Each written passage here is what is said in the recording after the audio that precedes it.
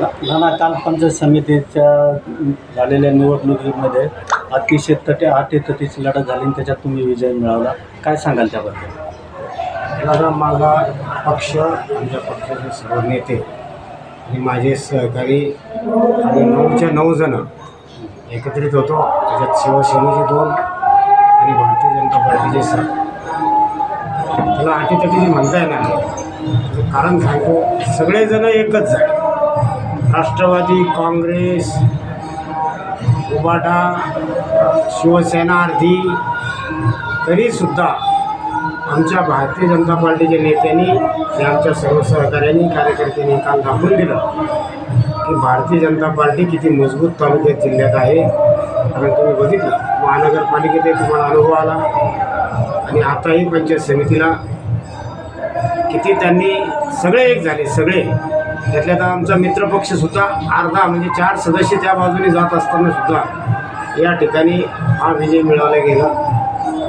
आणि त्यामुळं अटीतटीची आम्ही त्याला म्हणत नाही. आता 100 जण कौरव एकीकडे झाले, आम्ही 5 पांडव जरी होतो, पण आम्ही पुरून उरलो त्यांना. हे मात्र काल सिद्ध झालं. माजी विरोधी पक्षनेत्यांनी आक्रमक भूमिका घेतली, तुमची कॉलर पकडण्यापर्यंत हिंमत गेली, तर त्याच्या संदर्भात पक्षश्रेष्ठीकडे काही तक्रार बघा, त्यांच्या आईवडिलांनी जे त्यांनी शिकवलं ते त्यांनी केलं. माझ्या आईवडिलांनी मला जे शिकवलं ते मी केलं. मी संयम ठेवला. कारण मी माझ्या पक्षाचं काम करतो, मी माझ्या नेत्याचं ऐकतो, मी माझ्या लाईनवर काम करतो. आता त्यांनी काय करावं हा त्यांचा प्रश्न. त्यांनी जे काही केलं ते अत्यंत चुकीचं काल त्या ठिकाणी केलं. त्यांनी त्यांचे सदस्य सांभाळले नाही आणि दोष दुसऱ्याला देत आहे. ही बात मात्र अत्यंत चुकीची आहे. परंतु आम्ही अशा सगळ्या गोष्टीला आम्ही भीक घालत नाही. तर तुम्ही काय ॲक्शन घेतली का त्याच्यावर? ॲक्शन अजून काही घेतले नाही. पक्षाचं ते आदेश देईल त्या पद्धतीने ते होईल. त्यावर काय ॲक्शन घ्यायची? शरद पवार साहेबांसारख्याच्या तोंडात मारले गेले. एक छोट्या विचाराच्या लोकांचं हे काम राहतं. आपण मोठ्या विचाराचे लोक आहे, पण काय त्या भानगडीत पडायचं? नाना, आव्हान खूप मोठं आहे. ग्रामीण भागामध्ये पाण्याची समस्या असतील किंवा शेतकऱ्याचे प्रश्न असतील, तुमच्या पुढं आव्हान खूप मोठं आहे. कसं आव्हान पेलवणार? आणि सहज पेलू. हे बघा, मी 3 टाईम पंचायत समिती मेंबर आहे. मला कामाची एक हातोटी आहे आणि माझे जे सहकारी आहेत सर्व सदस्य सभागृहामध्ये, हे एकदम शिस्तीत काम करतील आणि त्या पद्धतीतून आम्ही शेतकऱ्यांना न्याय देऊ. पाण्याचा प्रश्न असेल, कुठले रस्त्याचे प्रश्न असतील, सरकारने ज्या काही बांधकाम रस्त्याच्या विषयी योजनानंतर बावनकुळे साहेबांनी आता नवीन आणल्या, त्याही आम्ही सर्व तहसीलदारांना त्यांना विचारात घेऊन आम्ही सगळ्या गोष्टी या ठिकाणी एकदम क्लिअर कट, एकदम डिसिप्लिनमध्ये आम्ही या पुढच्या काळात ते आव्हान पेलून, आम्ही त्याला आव्हान समजत नाही, फक्त शिस्तीत काम करणे.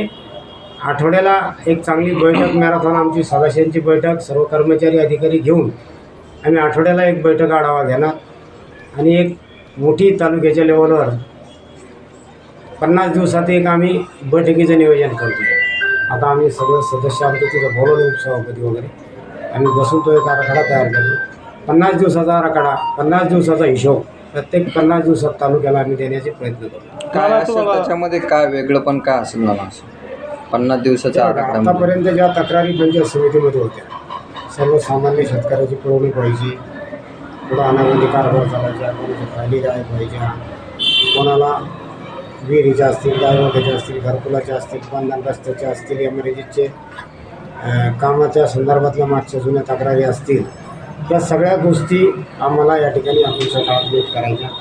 नंबर 2, जो काही आज रोजगार हमीवर मजूर कामाचा प्रश्न जो की विधानसभेतही मांडला गेला, त्या प्रश्नाचा पाठलाग करून आम्ही हे सगळं प्रकरण CM साहेबापर्यंत नेऊ आणि मजुराला लवकरात लवकर पेमेंट मिळावं, गावाचा तिथनं विकास होतो, या गोष्टीवर आम्ही फोकस करणार. काय आव्हान करणार मतदारांना मी एवढंच आव्हान करीन की तुम्ही निश्चिंत राहा. तुम्ही आम्हाला निवडून दिला, तुमचे उपकार आमच्यावरती झाले, आता परतफेड करण्याची वेळ आमच्या सगळ्यांवरती आली आणि ती नक्कीच आम्ही या पुढच्या काळात. मला तुम्हाला जिल्हा परिषद मिळणार होती, पंचायत समितीकडे तुमचा आला, तर त्याच्या बाबत काही खंत? मला पक्षाने सांगितलं होतं तुम्ही एवढे दिवस पंचायत समितीला, कारण मला महानगरपालिकेला माझ्या सुनबाईला उमेदवारी दिली आणि 2 मोठ्याने पद एकाच घरात देणं मला भाजपला पटत नाही. परंतु त्या ठिकाणी परिस्थिती अशी होती की मला पंचायत समिती त्यांना देणंही थोडंसं पक्षाला गरजेचं वाटत होतं.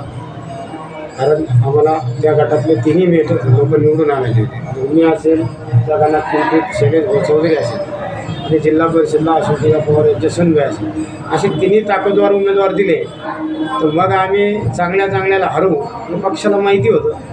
त्यामुळे मग मी पंचायत समिती घेतली. नाना, अजून पण पंचायत समितीवरती औरंगाबाद नावाचा बोर्ड लावलेला आहे, किती दिवसात हटवलं जाईल? ते आज लगेच व्हिडिओला त्या सूचना देऊ आणि 4 दिवसामध्ये तो बोर्ड काढून फेकू आम्ही. इथं काय औरंगाबाद काय तिथे भारतीय जनता पार्टीची पंचायत समिती आहे, तिथं छत्रपती संभाजीनगराच्या ना